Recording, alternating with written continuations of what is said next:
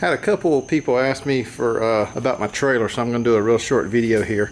This is our trailer. We sort of loosely modeled it after a Camp-In 560. You can see with the curved front, the window in the front, which is a little different. Tongue box on the front. Overall, it's right at 6 foot wide.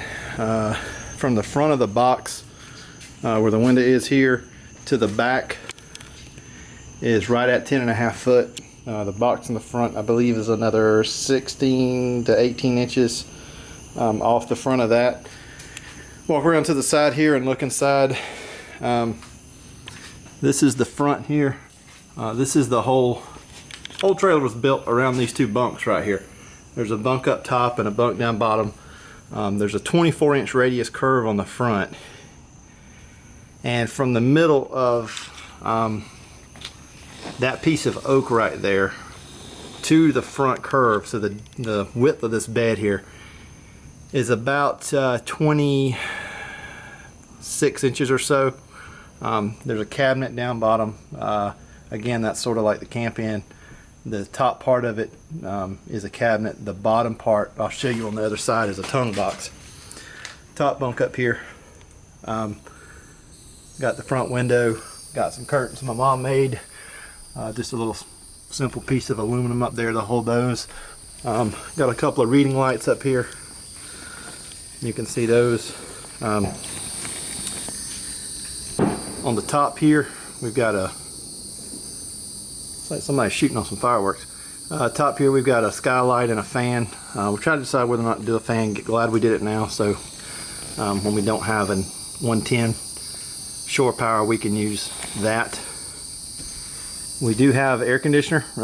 We live in South Georgia, so an air conditioner is not really an option. Gotta have it. Although it is workable without it. The fan, that's a fantastic fan. It's not the low model, but the next one up. I think it's a 1250. I think even on low, that thing moves a lot of air. You can see the wire here. We're still going to put another, probably a red-white nighttime light in here. Got a couple of cabinets here. You can see up top, this is where the air conditioner plugs in. Our wiring is all run through the corners there. Got a pretty good amount of storage space underneath there. Got this open space here. Glad we put that there. A couple of 12-volt plugs down there, and then a 110 outlet. Gives you a place to set some stuff. You can see the porch lights here. That's the switches for the porch lights on the outside. We've got these porch lights. I believe the little guy, I think the Silver Shadow, has these on them. I found these on E-Trailer. They are the only lights on the trailer that are not LED. I'm going to probably trade those out, so those will be LED too. Moving around back here to the hatch. We've got the galley here.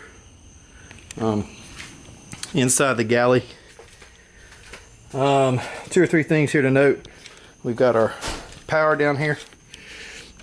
Inside of this cabinet is a Progressive Dynamics PD 4045 cutoff switch for the battery. We've got a 100 amp hour AGM battery behind that, so that's for what we use it for. Not many times would we be unplugged for a long period of time, so that 100 amp hour battery should do us fine. It's AGM, so it doesn't have to be vented. We decided to go with an open top here.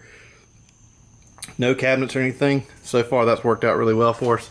We've got these baskets here. We can put what we want to in them, move them around. If we decide at a later date to, this top cabinet is not glued in. All the top shelf here is just screwed in. So we could take that down and rearrange that if we wanted to.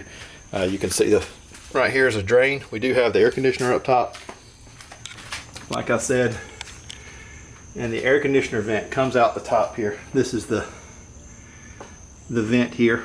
I made that out of a piece of aluminum and some angled pieces of angle aluminum that I bent. That down here is the back of the air conditioning unit.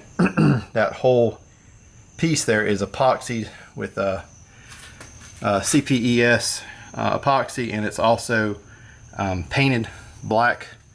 The epoxy is not UV resistant, so you have to put paint over it to keep the epoxy protected.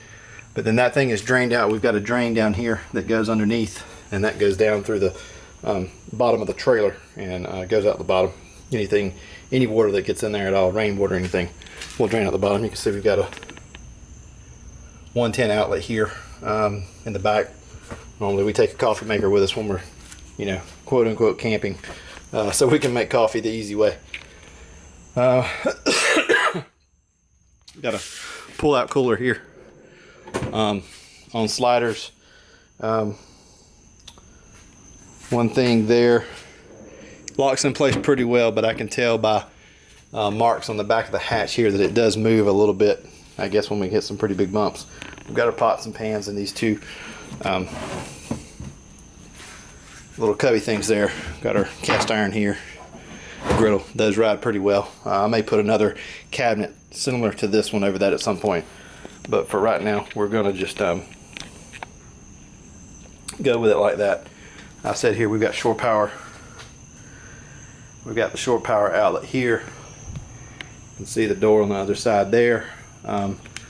We built this thing according to the Steve Frederick method of framing, basically where you cut the ends of the framing out and you use the pieces of the sidewall to make the ends of the hatch. A lot of work to do that, but after having done it that way, it would be hard to do it another way.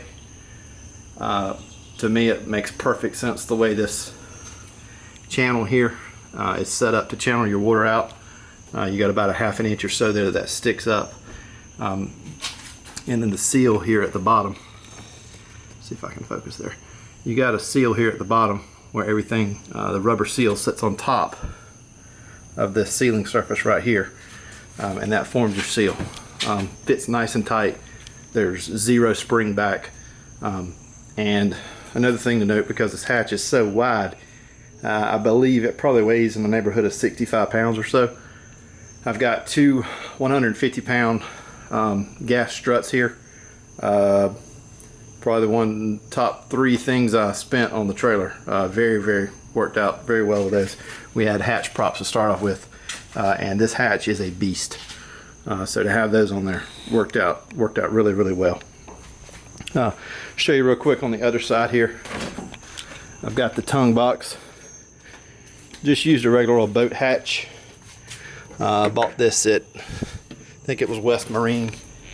Kind of worried about it not locking, but there's not really anything in there of much value. These things are pretty expensive, maybe about 30 bucks or so. I think a lock is like another 20 or 30 bucks. So I didn't really worry about the lock. Locks up real good, nice and watertight. Right now I'm working on the spare tire. I think I'm gonna mount the spare tire underneath. You can see right here, I've got a bracket right there. I'm gonna put that bracket underneath. That's hanging down right now. It'll go up another 4 or 5 inches. Should give me about 8 or 10 inches of clearance from the ground once it's towing. Right now, as it sits with the trailer, everything in the trailer and the cooler, everything loaded down, the trailer weighs right at 2,000 pounds.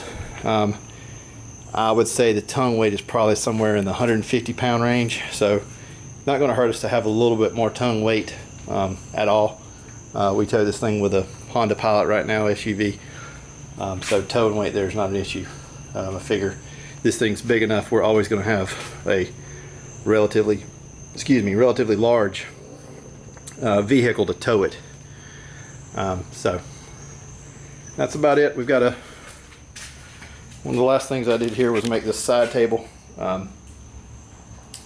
Here, a couple of pieces of 3/4 inch and 1/2 inch conduit here. I put some box, I don't know what to call it, they're box inlets with the conduit screw in for the 1/2 inch conduit there. Put a spring clamp like you would mount a broom to a wall with there. When I take the leg off, I can snap the leg to the bottom of the table. A buddy of mine got me this here. Go Eagles. That's gonna actually turns into be my propane holder, as well as I can put my grill tools in there if I need to. That's about it. I think that pretty much covers everything. The lights back here, I didn't talk too much, but I've got this. It's a dual light. It actually puts out too much light. If you turn this thing on at night, the bugs just flock to it. Lots and lots of light. We could have easily gotten away with the one there's another one that's about half that size. So I did add, I'll turn this off here. I did add some LED lights in the back, 2 strip lights. You can see those underneath there. A remote, I think I paid like 20 bucks for the whole setup. Bought it on Amazon. Mounted those on a little aluminum strip. Worked out really well.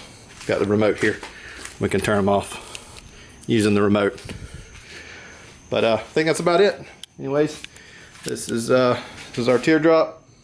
Short, quick, 11-minute tour of it here. Got any questions, just shoot me an email. Thanks.